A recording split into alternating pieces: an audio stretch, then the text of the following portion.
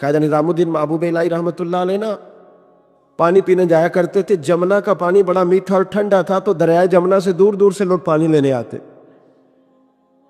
تھوڑی سی آبادی ہوتی ہے نا جب کسی شہر میں تو اپنے محلے کے شہر کے لوگوں کو انسان پہچانتا ہے.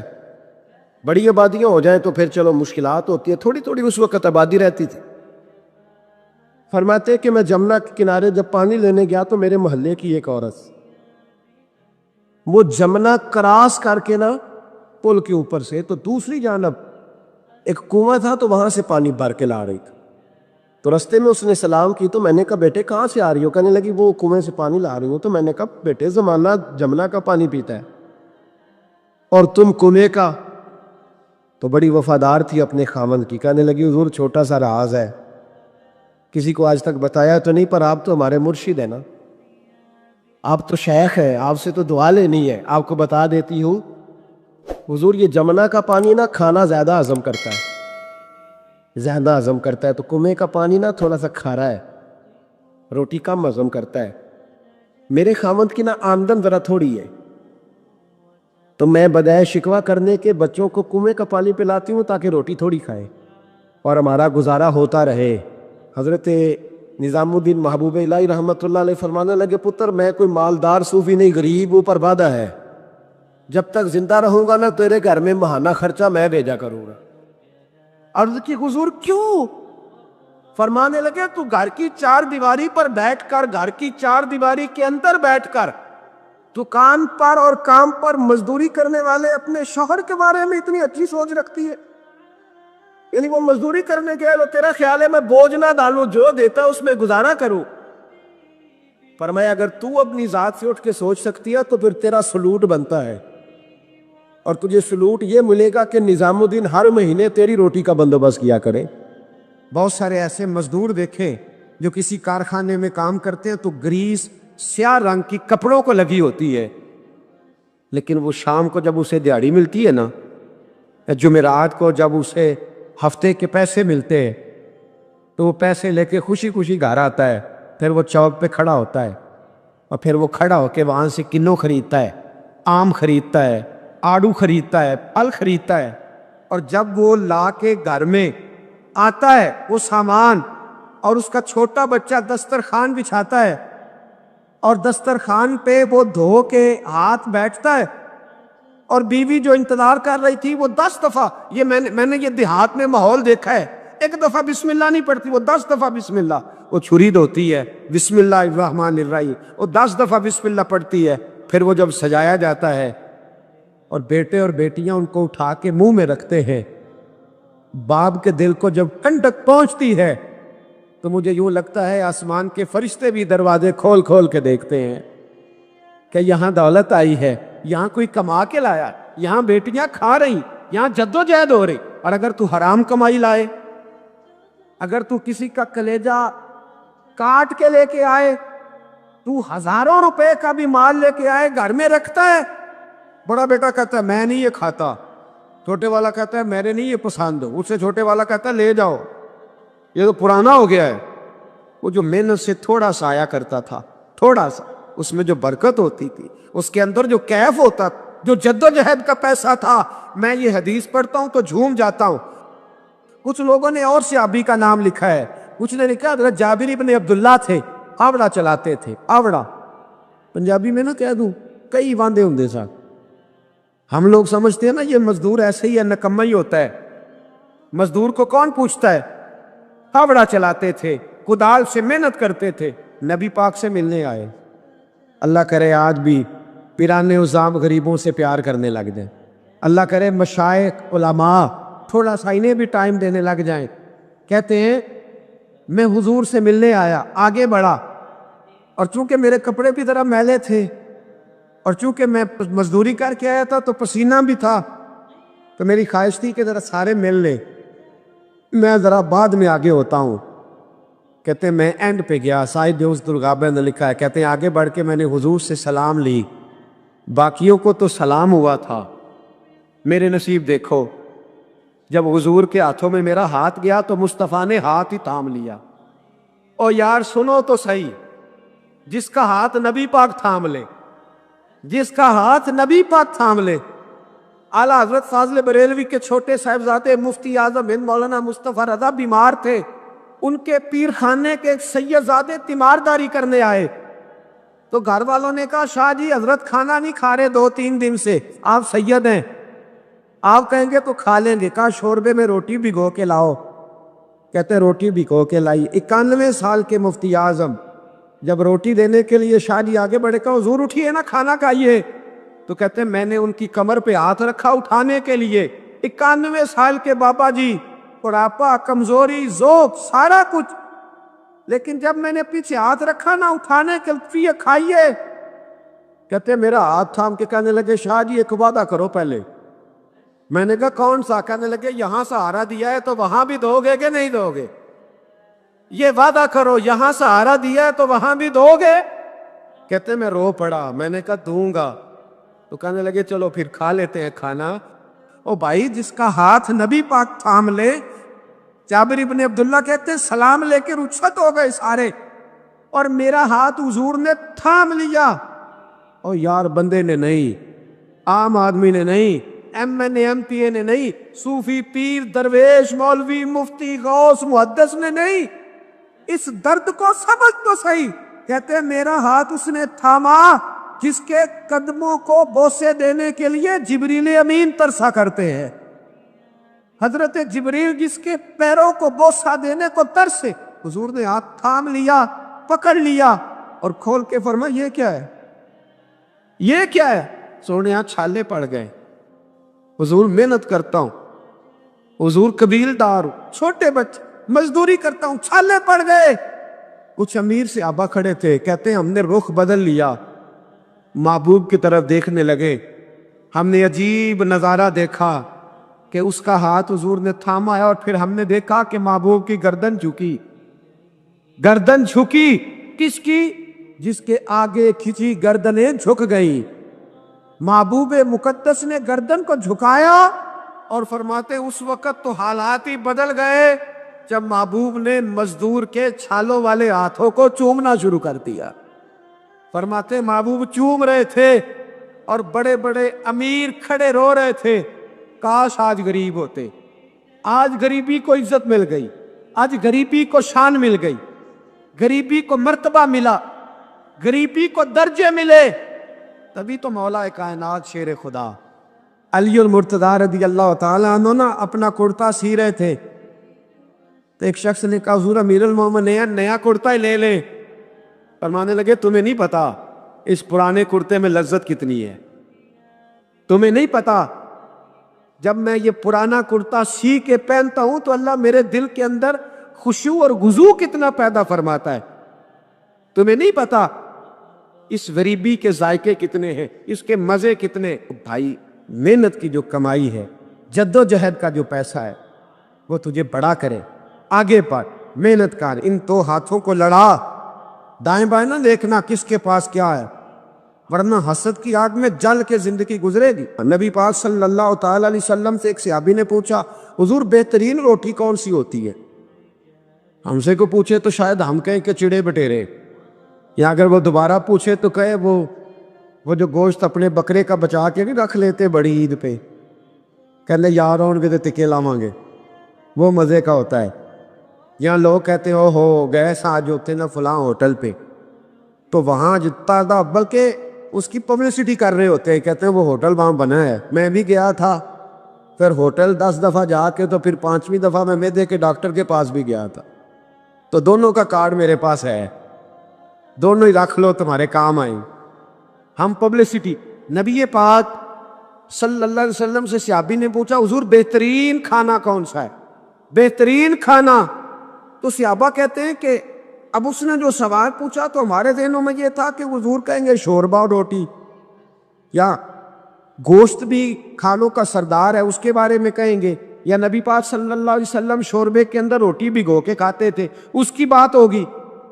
सहाबी ने पूछा हुजूर बेहतरीन खाना कौन सा है? हमारे ज़हनों में जवाब के बारे में तखय्युलात और थे, तसव्वुरात और थे। जब हुजूर ने पूछा ना, उस सहाबी ने पूछा हुजूर कौन सा खाना बेहतर है?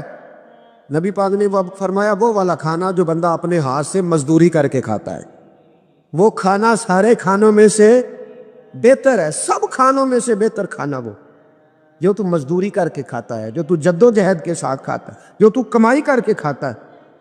اور اگر کوئی تجارت کرے، تاجر ہو، تو محبوب علیہ السلام فرمانے لگے جو سچا تاجر ہو، وہ والا تاجر نہیں جو کہے جھوٹ کے بغیر کام ہی نہیں چلتا، وہ والا نہیں جو کہے جھوٹ بولوں گا تو دکان چلے گی۔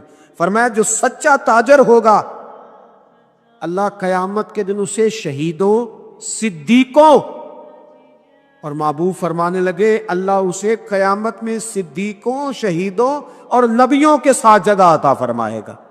سچے تاجر پر، سچے تاجر تجارت کریں سچائی کے ساتھ، دیانت۔ حضرت معروف کرخی بغداد کی جامع مسجد میں تشریف رکھتے تھے تو بارش نہیں ہوتی تھی، کچھ لوگ دعا کرانے آ گئے، کہا بابا جی بارش نہیں ہوتی، دعا کر دیں۔ تو آپ فرمانے لگے میرے سامنے ایک کریانے والا ہے، کریانے والا لفظ سمجھانے کے لیے بول رہا ہوں، اس زمانے میں جو بھی اس کا نام تھا، کہا یہ جو کریانے والا نا چینی، پتی، گھی، دال، چاول بیچتا ہے، اس سے دعا کراؤ بارش ہو جائے گی۔ نے کہا حضرت صاحب اس سے دعا کرائیں؟ رفیق شفیق سے، یہ تو ہمارا لنگوٹیا ہے، ہمارے ساتھ رہتی، اس سے دعا کر۔ فرمایا دعا کراؤ بارش ہو جائے۔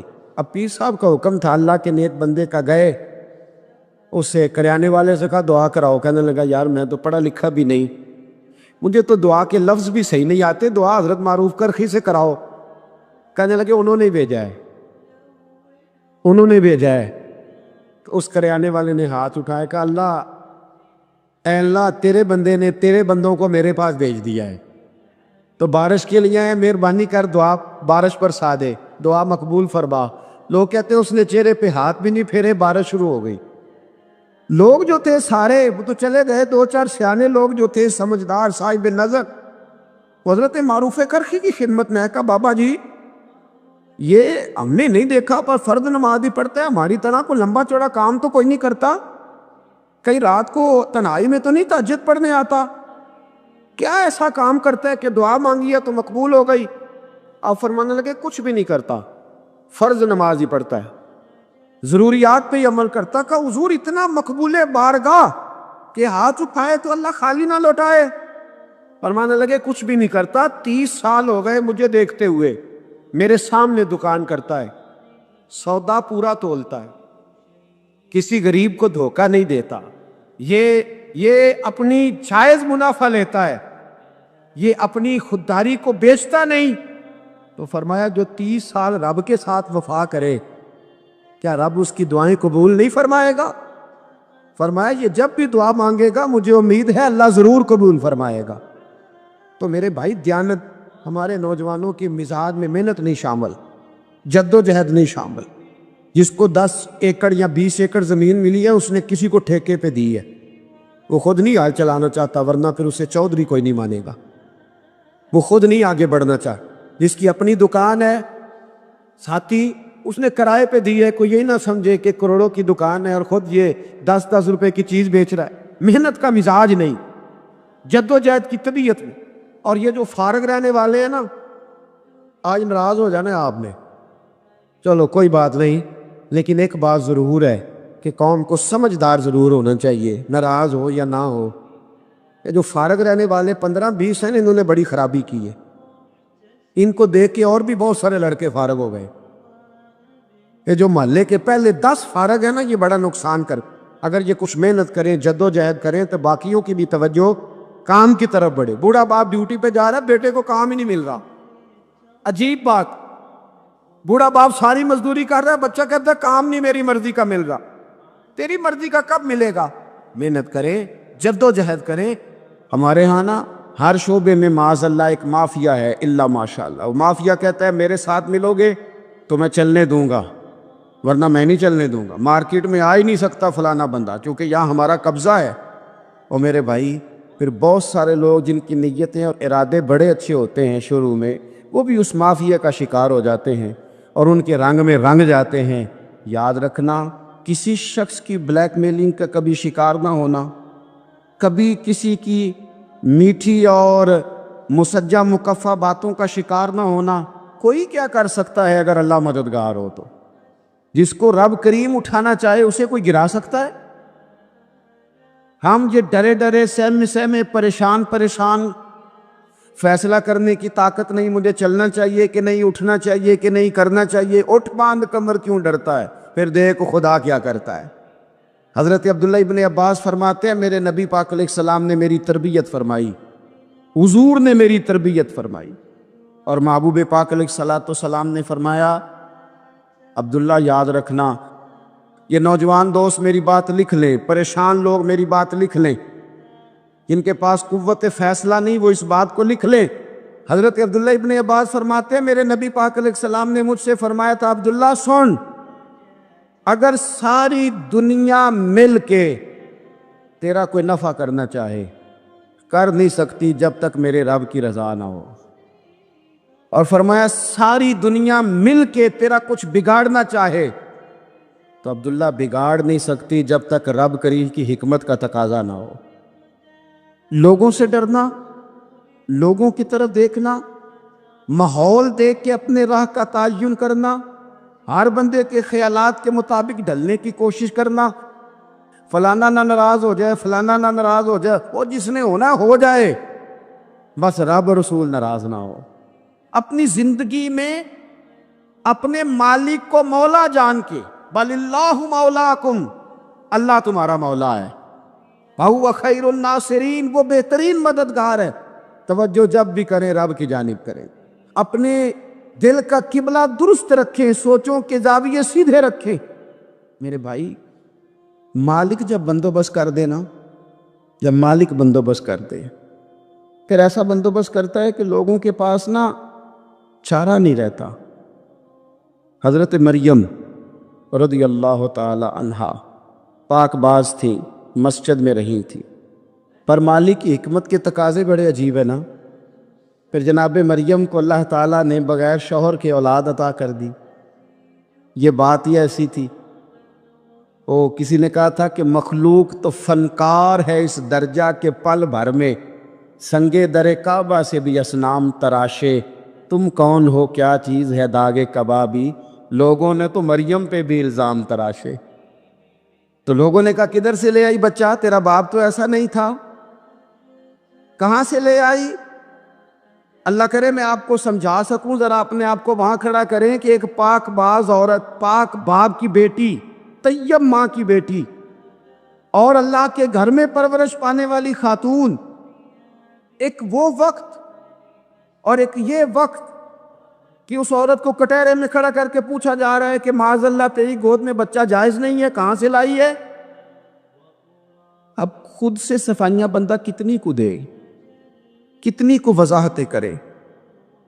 اور میں نے تو اپنی زندگی میں دیکھا ہے زیادہ وضاحت دینے والے کو بھی لوگ جھوٹا سمجھنے لگ جاتے ہیں، زیادہ وضاحت دینے پر بھی لوگ کمزوری کا اظہار سمجھتے ہیں کہ کمزور پڑ گیا۔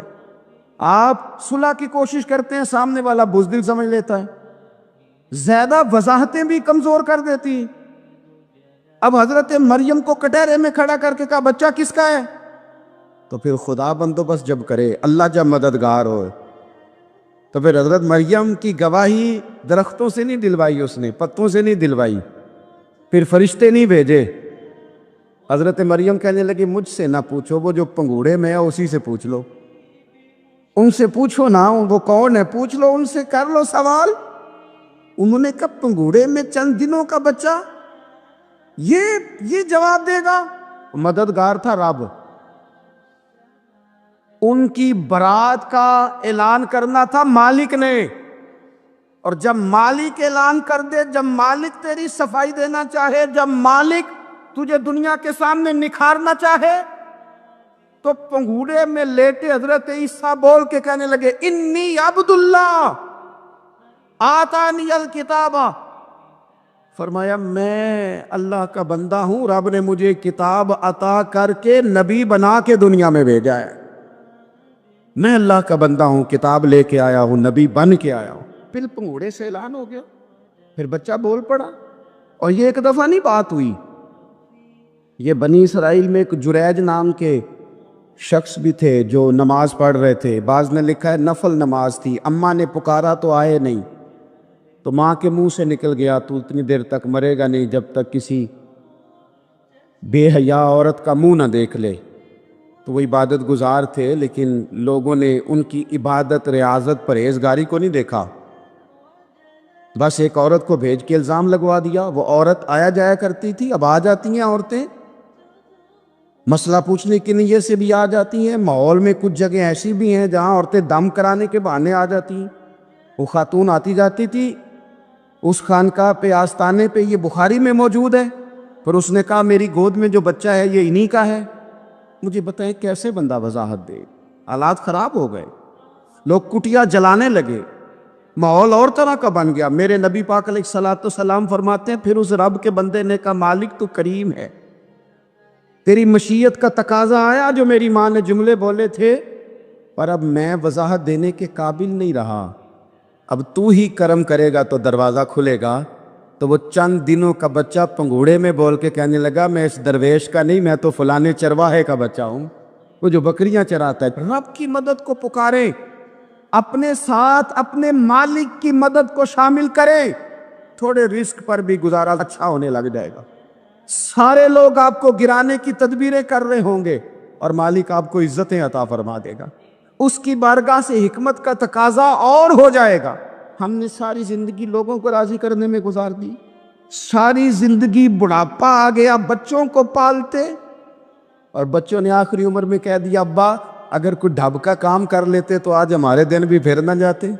ساری زندگی گزار دی بہن بھائیوں کو راضی کرنے میں، ساری زندگی گزار دی ذمہ داریاں اٹھانے میں، ان کو 99 دفعہ دیا، ایک دفعہ نہیں دیا تو انہوں نے کہہ دیا تو نے تو کبھی دیا ہی نہیں، تو تھا ہی نہیں۔ ساری زندگی محلے داروں، علاقے والوں کو راضی کرنے میں گزار دی۔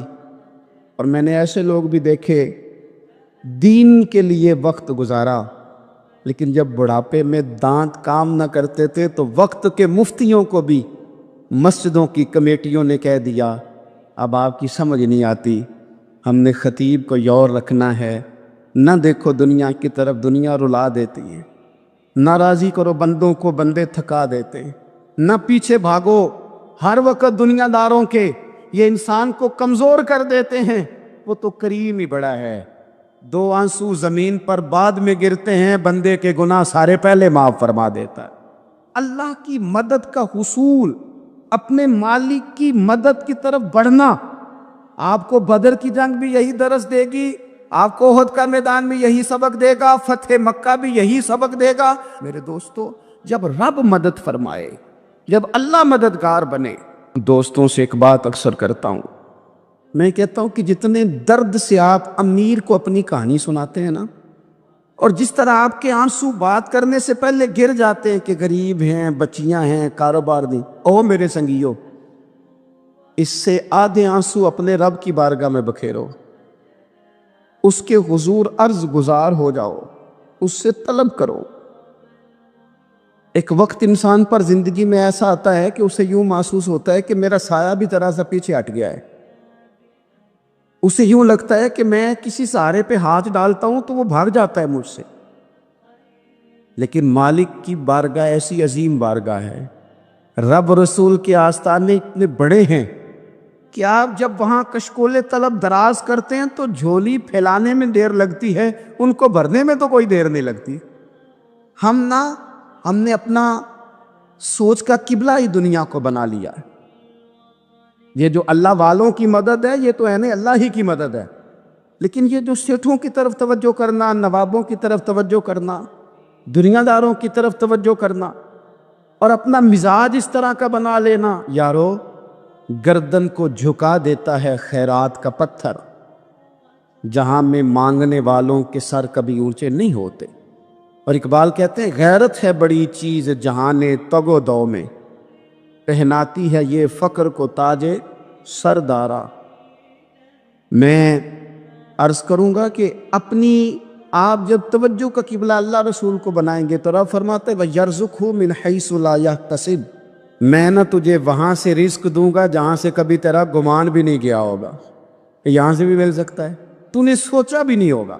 بخاری شریف میں حدیث ہے، حضرت جابر ابن عبداللہ فرماتے ہیں نبی پاک صلی اللہ علیہ وسلم نے 300 لوگوں کا ایک لشکر روانہ کیا کسی مہم کے لیے، کسی جہاد کے لیے۔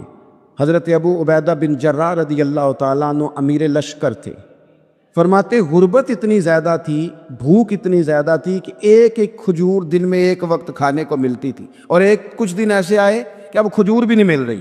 فرماتے اتنی زیادہ بھوک لگی مجاہدین کو، 300 بندہ پتے کھا کے گزارا ہونے لگ گیا۔ یہ بخاری میں موجود ہے۔ آپ فرماتے کہ دریا کے کنارے ہمارا پڑاؤ تھا، ٹھہراؤ تھا، جب بھوک سے نڈھال ہو گئے نا، وَيَرْزُقْهُ مِنْ حَيْثُ لَا يَحْتَسِبُ، اللہ وہاں سے روزی دیتا ہے، گمان بھی نہیں ہوتا۔ فرماتے ہیں ایک مچھلی اللہ تعالیٰ نے دریا کے کنارے بھیجی، فرماتے ہیں وہ تھی تو مچھلی پر پہاڑ جتنی تھی۔ بخاری میں لفظ ہیں، حضرت جابر ابن عبداللہ رضی اللہ تعالیٰ عنہ فرماتے ہیں 300 آدمی 18 دن تک اس مچھلی کو کھاتے رہے، مچھلی ختم ہی نہیں ہوئی۔ مچھلیاں نہیں، مچھلی کہتے ہیں 18 دن 300 بندہ کھاتا رہا، مچھلی ختم ہی نہیں ہوئی۔ اور فرماتے ہیں کہ اس کی ہڈی نکال کے، کانٹا کہیں گے اب اپنی زبان میں، کہتے ہیں وہ نکال کے نا تو اس کو کھڑا کیا نا جب، تو اونٹ کجاوے سمیت اس کے بیچ سے گزر جاتا تھا، 2 اس کے کانٹے جوڑے۔ فرماتے ہیں وہ اس کا گوشت ہم کھاتے تھے اور اس کی چربی بطور تیل کے ہم جسموں پہ ملتے تھے، بیماروں کو اس سے سکون آتا تھا، تندرستی شفا ہوتی تھی۔ فرماتے ہیں ہم کھایا بھی ہم نے، اور کچھ لے کے ہم مدینے بھی گئے، اور قربان جائیں نبی پاک نے بھی اس میں سے کھایا۔ ہم نے عرض کی حضور یہ معاملہ کیا ہے، یہ ماجرا کیا ہے؟ تو محبوب نے فرمایا تمہارے پاس غذا نہیں تھی، رب نے تمہارے لیے بندوبست کیا ہے، اللہ نے تمہیں دیا ہے۔